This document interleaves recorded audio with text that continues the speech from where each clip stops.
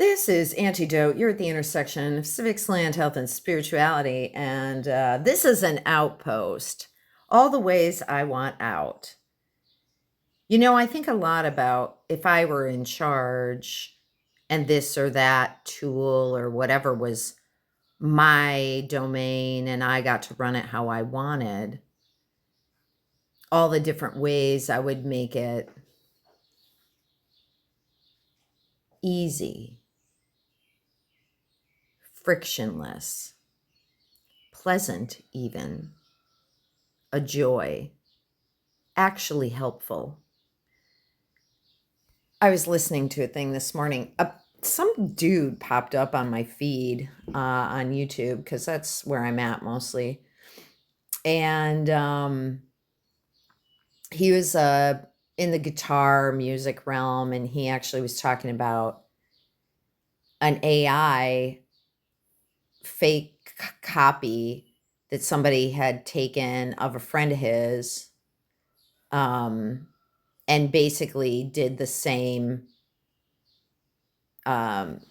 episode that this guy had done. So like they took his background from his actual studio and then put an AI character in it that was kind of dressed the same way as the real dude and talked about the same things. And it was just really interesting, and like how AI is just warping everything. And I don't know, I mean, part of it, I think that it's people that don't have creativity or something, or it's just about money. I don't know. It just doesn't interest me in the way that they're using it.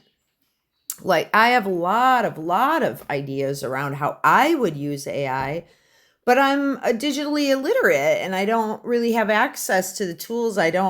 It's so complicated to do anything. I was actually talking to Google this morning about not talking, I was typing and speaking into the text thing, but I wanted to like get the AI off my email. I'm trying to write an email and it's auto correcting me, and it's like putting in punctuation in weird places, and it's making it harder for me to do my job. And then it's telling me where to go to turn it off, and it's not there. Like I'm going to where it's saying, I'm clicking the link it's giving me, but I can't actually turn it off.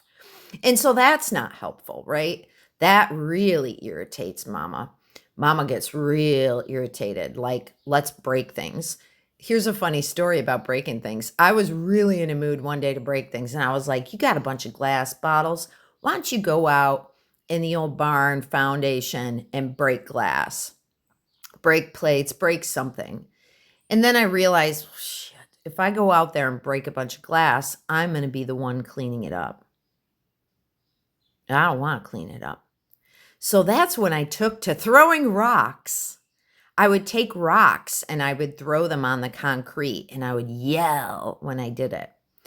And it was really cheap, powerful therapy, and it hurt nothing and no one, right? I didn't have to clean anything up. I would just pick up the rock and do it again.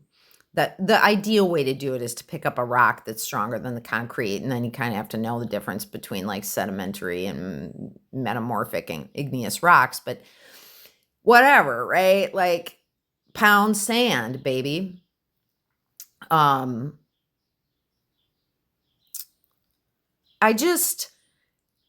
think we're right in the birth canal of birthing into two realities. One that's the AI reality, which is already being birthed, and then the antidote to that, which is a space that's not AI.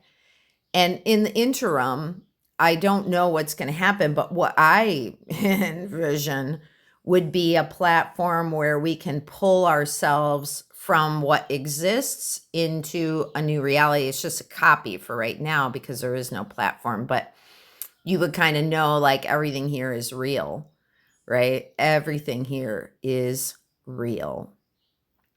And when it comes to AI, I think a lot about actual intelligence. There's these hierarchical reasoning models that are pretty interesting because, AI hallucinates, much like humans.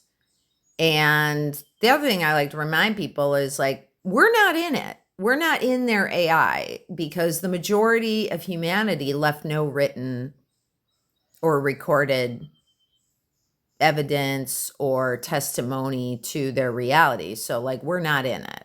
Okay. And I do think that it would be fun to build one that we are at the helm collectively or individually or whatever. The private AI, as I like to call it. And what could you do with something like that? How could you bear witness to whatever you want to bear witness to? What does it look like when technology becomes kind of generic in a way so that we can actually engage in real living? Even with the farm, and I think a lot about people that play the games, the kids that play the games, the farm games, like there was like Stardew Valley, and then there's always that one that all the kids play. It's super popular, Minecraft, or farming games, how people are like driving tractors around in fields on these little farm games. And I often think about how cool it would be to take a piece of land and scan it all in and make that the game board and like let people play on actual land. And then if they raise enough money, they could rent an acre and they could actually do it. Like it would be so much fun. They could design what it would look like. We could choose between the designs and take the best of each one and incorporate it into a real actual landscape that we could then do the actual work and actually experience a collective build of it. I don't know. I just think about things and I know how much healing and how much I love interacting with the actual planetary body, the physical body of planet Earth. It is the most amazing experience of my life, whether it be through plants or animals or people or just all of it. It's just, I can't get enough of it. I am hungry every day for it. I don't know. That's the rant for this morning on the Outpost. Love you guys. Bye.